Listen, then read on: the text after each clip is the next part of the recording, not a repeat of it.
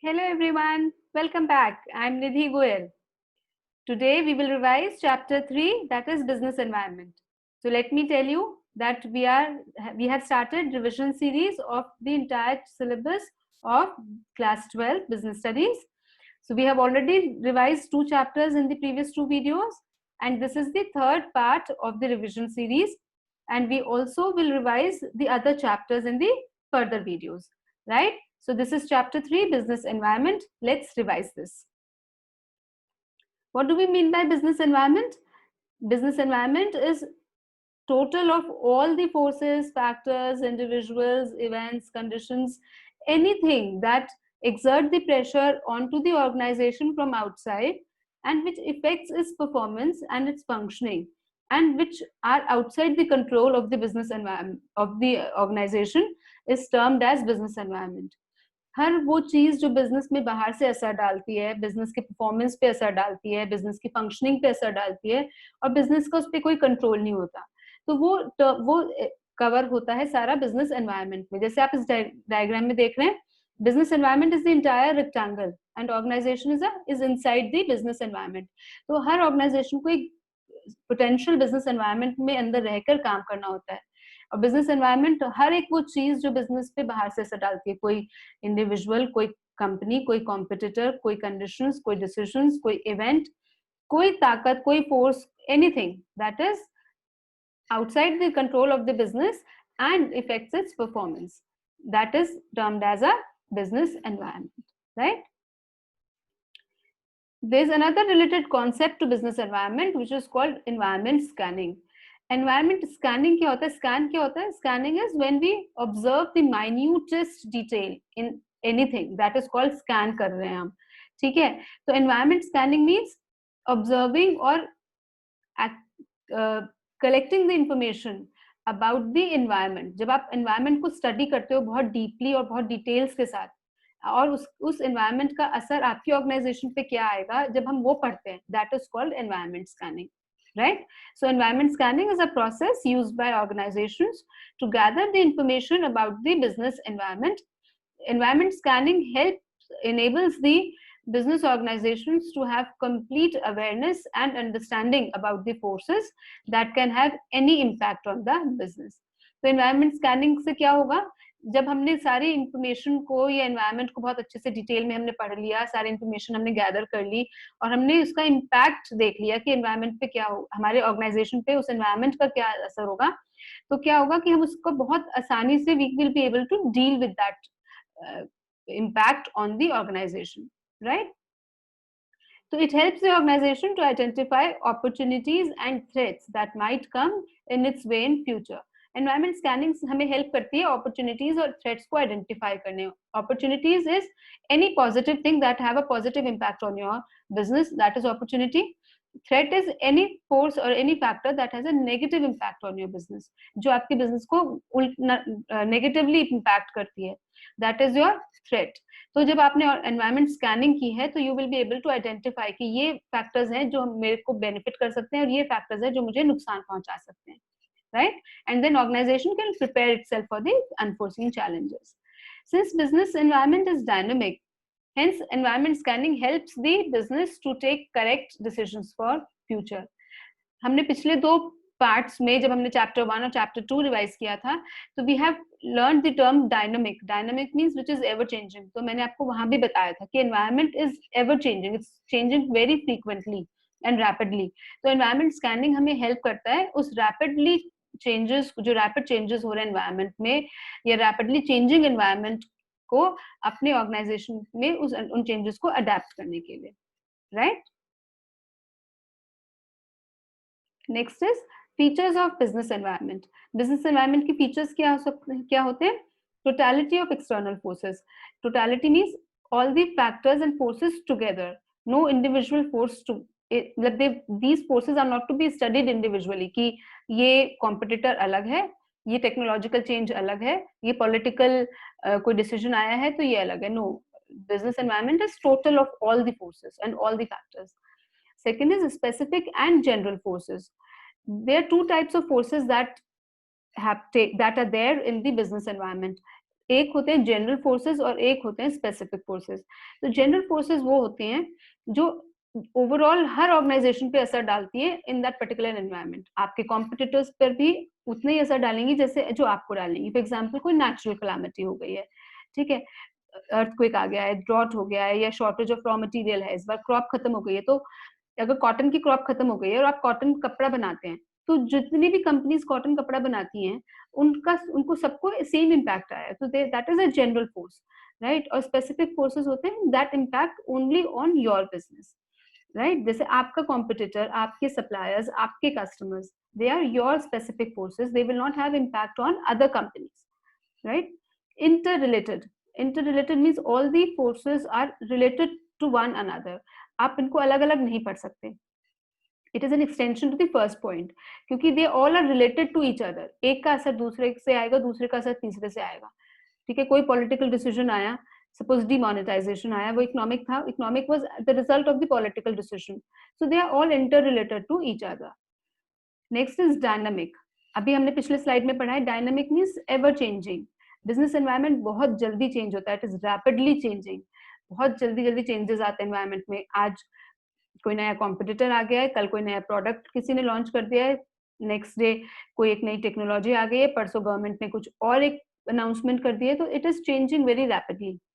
Uncertainty, uncertainty होती है, you can not predict these changes या this business environment with certainty, क्योंकि ये फ्यूचर के लिए होता है and you do not have any control on these factors, so आप इनको you cannot predict them, or you cannot estimate the effect of these changes or of this in business environment on your organization with certainty। आप certainty से नहीं कह सकते कि इस environment का मेरे business पे ये असर आएगा, right। Complexity, they are very complex to understand. कभी कभी बहुत डिफिकल्ट हो जाता है समझना कि ये जो चेंज आ रहा है एनवायरनमेंट में, या ये जो फैक्टर है एनवायरनमेंट में, ये जो चीज प्रेजेंट है बिजनेस एनवायरनमेंट में, वो हमारे ऑर्गेनाइजेशन पे कैसा असर डाल रही है। Last is relativity. Relativity means कि एक पर्टिकुलर फैक्टर जो बिजनेस एनवायरनमेंट में प्रेजेंट है, या एक चेंज जो हुआ है बिजनेस एनवायरनमेंट में, उसका असर एक ऑर्गेनाइजेशन में डिफरेंट तरह से हो सकता है और दूसरे में डिफरेंट तरह से हो सकता है।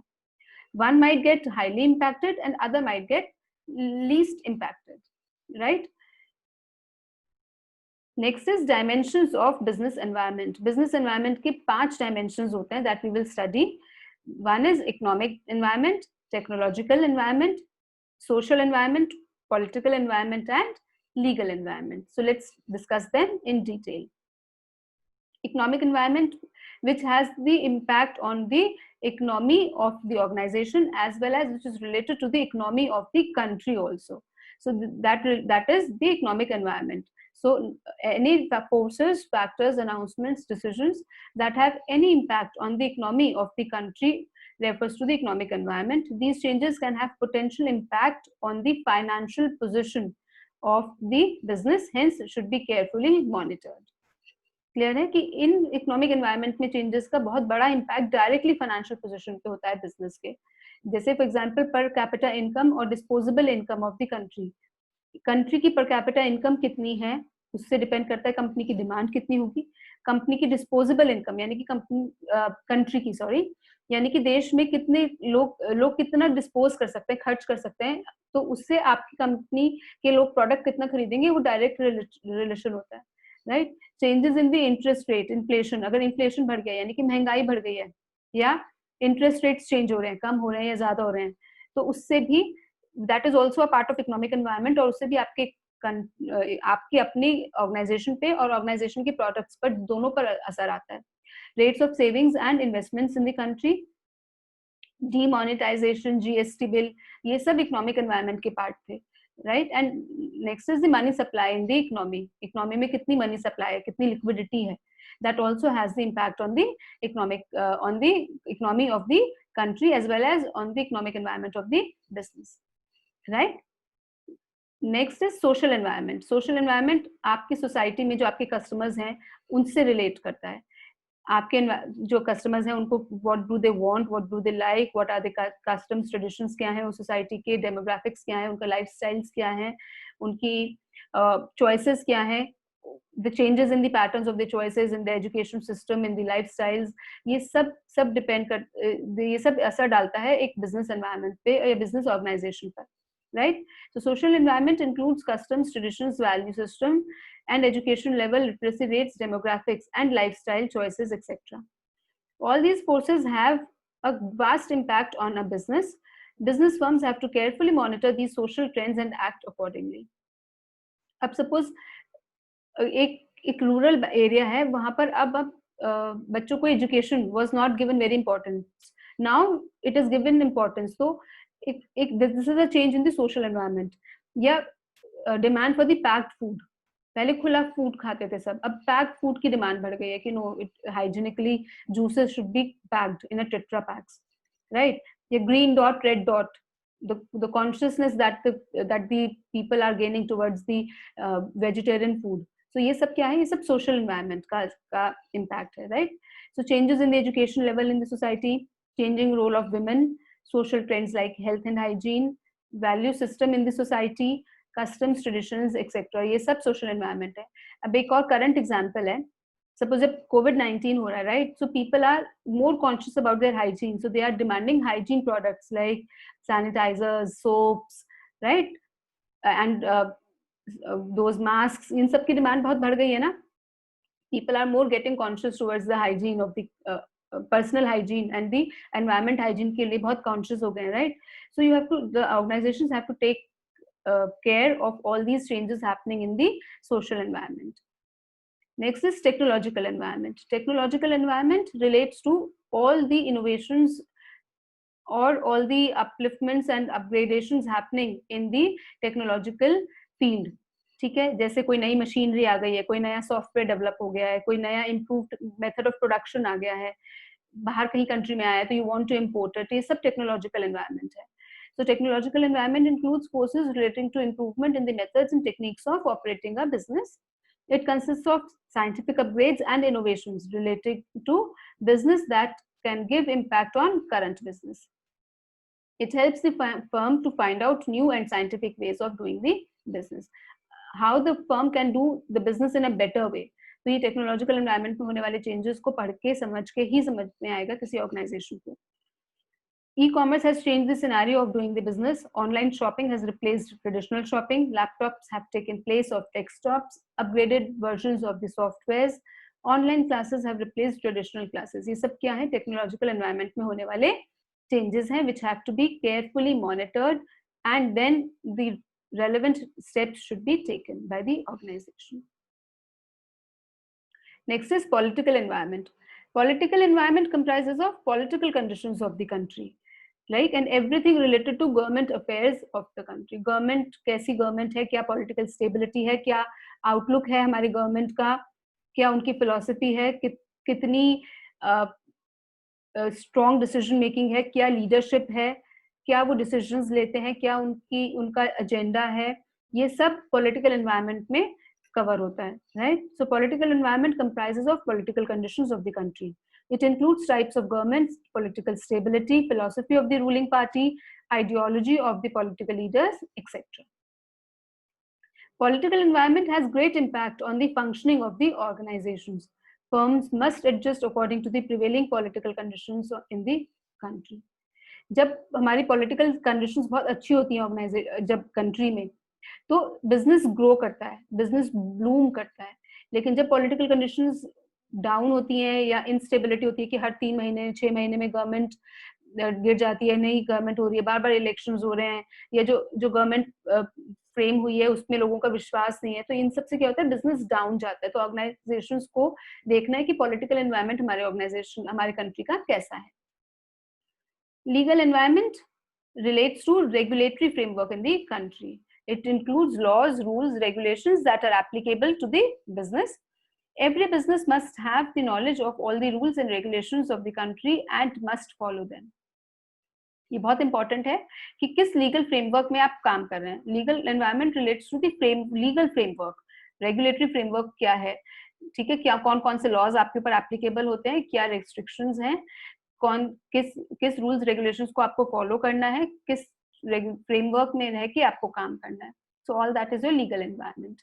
So it includes administrative processes, orders passed by the government, legislations passed by the government, any judgments of the court of law, decisions rendered by various commissions and agencies, and legal policies relating to licensing and foreign trade etc. जैसे हम एक आपने देखा होगा statutory warning लिखा रहता है, not for kids under 3 years, only for adults, इस तरह के जो या this is injurious to health, है ना, ये सब क्या होते हैं, ये सब लीगल एनवायरनमेंट में आती है, right. Now the next topic is importance of business environment या importance of scanning of the business environment, कि क्या क्यों बिजनेस एनवायरनमेंट की नॉलेज होना बहुत जरूरी है, उसको पढ़ना क्यों जरूरी है, या एनवायरनमेंट स्कैनिंग क्यों जरूरी है, राइट. तो first is it helps you identify the opportunities and getting the first mover advantage. आपको अपॉर्चुनिटीज आइडेंटिफाई, अपॉर्चुनिटीज क्या होती है, those factors that have a positive impact on your business. ठीक है, तो अपॉर्चुनिटीज आइडेंटिफाई करने में आपको हेल्प करता है और आपको फर्स्ट मूवर एडवांटेज दिलाता है. अगर आपने अपॉर्चुनिटी को आइडेंटिफाई किया and you are the first one to use the benefit of that opportunity, तो हम कहते हैं फर्स्ट मूवर एडवांटेज. ठीक है. Identification of threats and early warning signals, opportunities का ऑपोजिट, आप देख रहे हो कि कुछ गलत हो रहा है एनवायरनमेंट में, ये हो सकता है, तो इसका नेगेटिव इम्पैक्ट मेरे बिजनेस पे आएगा, तो आपने अर्ली वार्निंग सिग्नल्स आइडेंटिफाई करे और उस नेगेटिव इम्पैक्ट को होने से पहले ही आपने अपने यहाँ चेंजेस कर लिए, तो आपका नेगेटिव इम्पैक्ट कम हो गया. So that is also the benefit और the importance of business environment.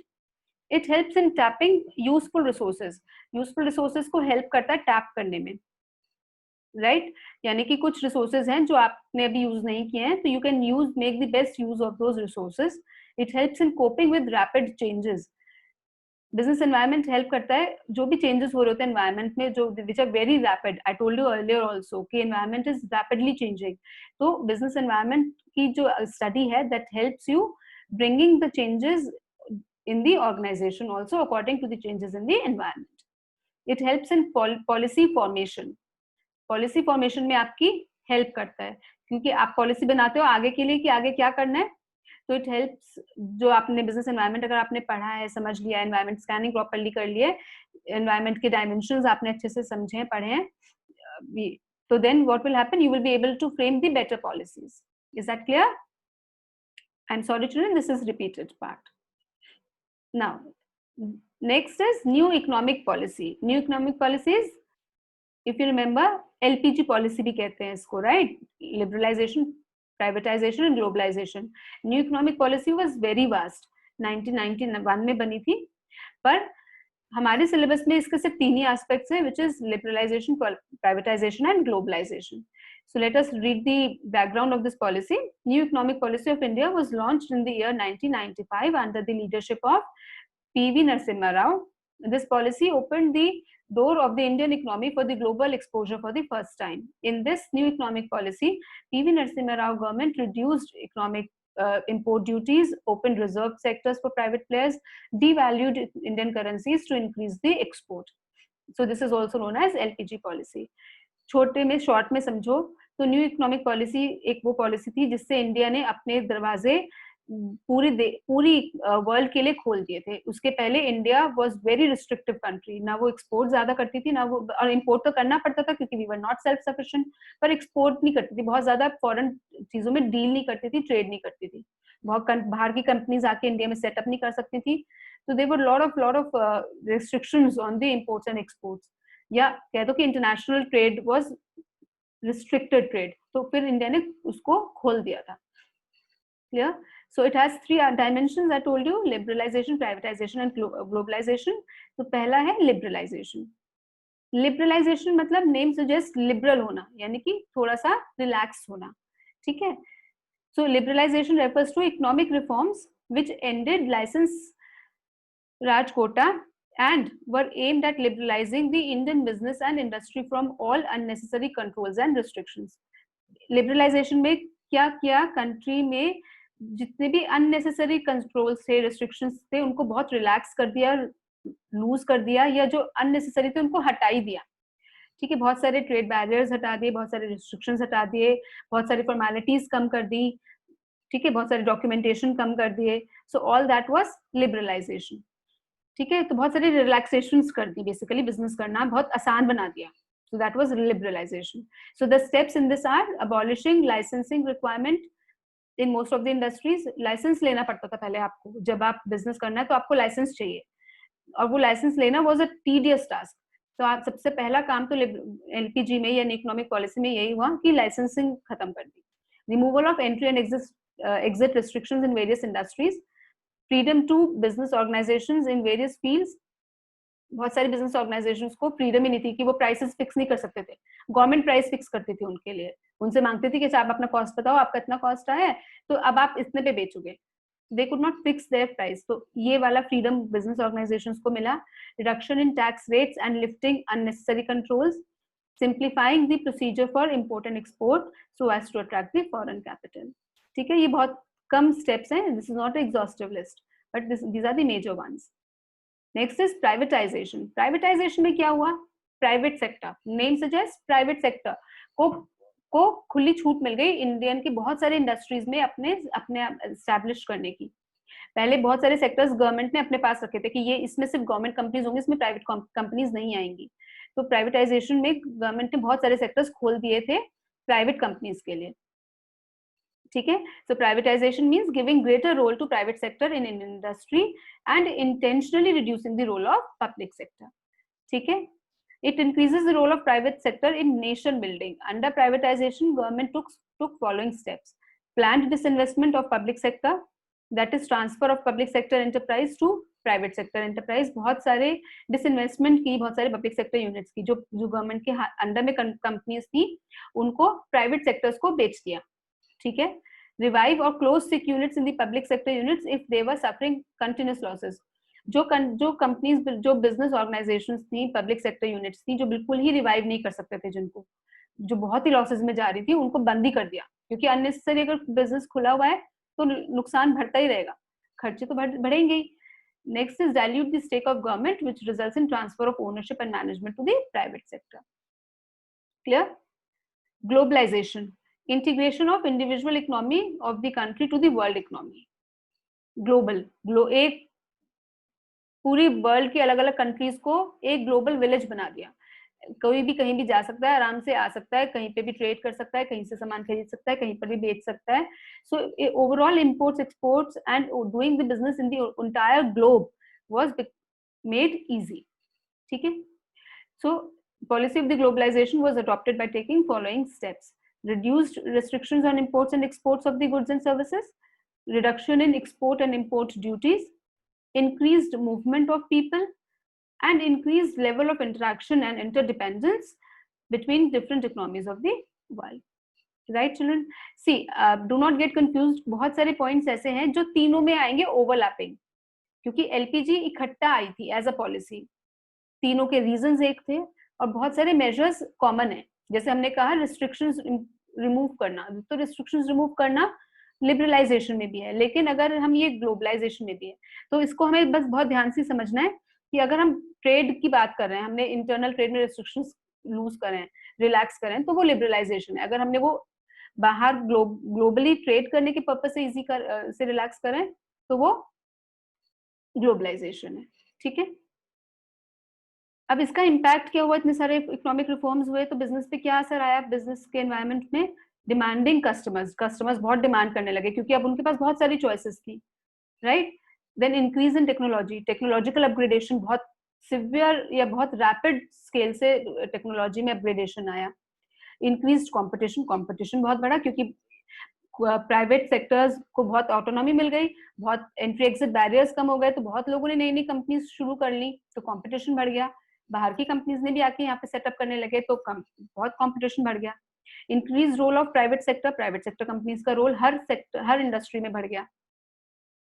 Increase in exports and imports and market orientation यानी कि कस्टमर्स की रिक्वायरमेंट के अकॉर्डिंग मार्केट में क्या बिकेगा उसके अकॉर्डिंग सामान बनता है.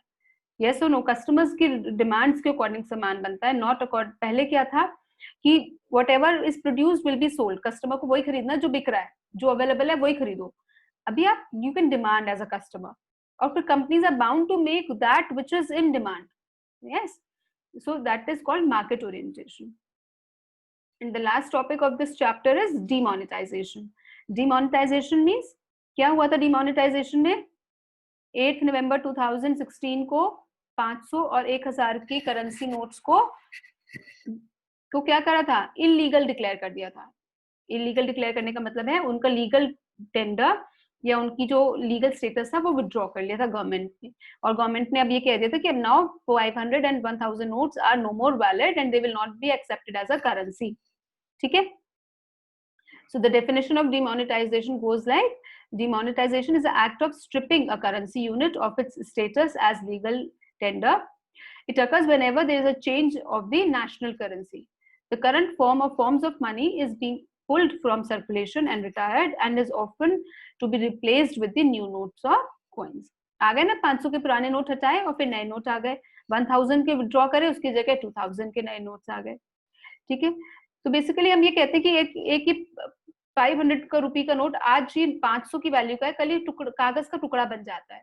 तो ऐसा क्यों हो जाता है? क्योंकि गवर्नमेंट उस पे से अपना टेंडर हटा लेती है कि अब ये this some piece of paper which is of so and so dimension, so and so feature, so and so design is no more a 500 rupee value. ठीक है. तो अब वो पेपर बन गया, means that is withdrawn by the government. उसके ऊपर से लीगल टेंडर हटा लेते हैं. राइट. तो गवर्नमेंट ने ऐसा क्यों किया? क्या ऑब्जेक्टिव से डिमोनेटाइजेशन के? To curb black money and corruption by preventing hoarding of cash. लोगों ने कैश बहुत इकट्ठा करा था घर में. ठीक है. तो ब्लैक मनी की तरह से, क्योंकि ब्लैक मनी ये सम ब्लैक मनी का मतलब वो नहीं काली हो गई है पैसा, नोट काले पड़ गए. नो, ब्लैक मनी जिसपे आपने टैक्स नहीं दिया, जो आपने डिक्लेयर नहीं करी एज ए इनकम. तो लोगों ने ब्लैक मनी उस पर इनकम डिक्लेयर नहीं करी तो कैश के फॉर्म में उसको घर में इकट्ठा कर रखा था. So to prevent counterfeiting of currency notes. Fake notes बहुत आ गए थे. काउंटरफीट करेंसी होती है जो फेक नोट्स होते हैं, नकली नोट, जाली नोट बहुत आ गए थे. तो वो बचाने, उसको खत्म करने के लिए, and to fight against terrorism by cutting off cash funding to terrorist operating in India. बहुत टेररिस्ट आ गए थे इंडिया में. इफ यू रिमेंबर वो stone pelting was the example कि कश्मीर में बहुत स्टोन पेल्टिंग हो रही थी. तो गवर्नमेंट ने द मोमेंट गवर्नमेंट सेट कि अभी 500 और 1000 के नोट्स नहीं चलेंगे, तो कैश खत्म हो गया ना. लोगों के पास जो कैश था वो तो कागज बन गया. ठीक है. तो अब then you do not have anything to fund to the terrorist. उनको तो पैसा चाहिए तभी तो वो टेररिस्ट एक्टिविटीज करते हैं. सो दे government had to fight the terrorism, and for short period of time government was successful in doing it. Yes. So the features of demonetization was, it was a tax administration measures. Government, बहुत सारे लोग थे जो tax नहीं दे रहे थे और cash form में घर में पैसा अनअकाउंटेड इकट्ठा किया हुआ था. तो गवर्नमेंट ने इसको टैक्स एडमिनिस्ट्रेशन मेजर माना. गवर्नमेंट ने बताया कि हमने डिमोनेटाइजेशन इसलिए किया है so that people can pay more tax. Right. So no tolerance of tax evasion. Government ने बताया कि हम टैक्स इवेजन को कभी भी टॉलरेट नहीं करेंगे. अगर आपके पास ऐसा पैसा है जिसपे आपने टैक्स नहीं दिया है तो वो बाहर निकालो और उस पर टैक्स पे करो. So channelizing savings into formal financial system. जिन लोगों ने घर कैश पे टैक्स भी दे रखा है बट स्टिल लोगों को एक आदत होती है घर में कैश जरूरत से ज्यादा इकट्ठा करने की. तो गवर्नमेंट ने क्या किया, अगर नोट्स विड्रॉ करवाए तो ये पैसा जिनके पास घर में, इफ इट वाज अकाउंटेबल, तो लोगों ने अपने अपने अकाउंट्स में डिपॉजिट किया. तो अकाउंट्स में जब ये पैसा डिपॉजिट हुआ तो क्या हुआ, ये चैनलाइज हो गया. Savings have become the production, है ना.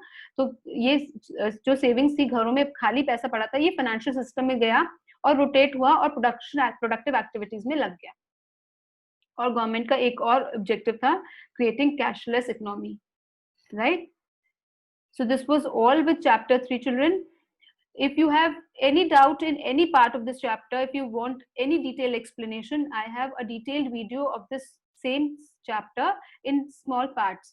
Right. अगर आप कोई टॉपिक है जो आपको डिटेल में दोबारा पढ़ना है तो इसकी और वीडियोस खोलो. मेरी बिजनेस एनवायरनमेंट को 3 पार्ट्स में मैंने डिटेल में डिस्कस किया हुआ है. This was a revision series, तो मैंने इसको शॉर्ट और क्रिस्प तरीके से इसको फिनिश किया है. I hope you have liked this, children. Do not forget to press like button. Where are you going? Don't go anywhere. We have chapter 4 to revise also. Till then, take care. Goodbye.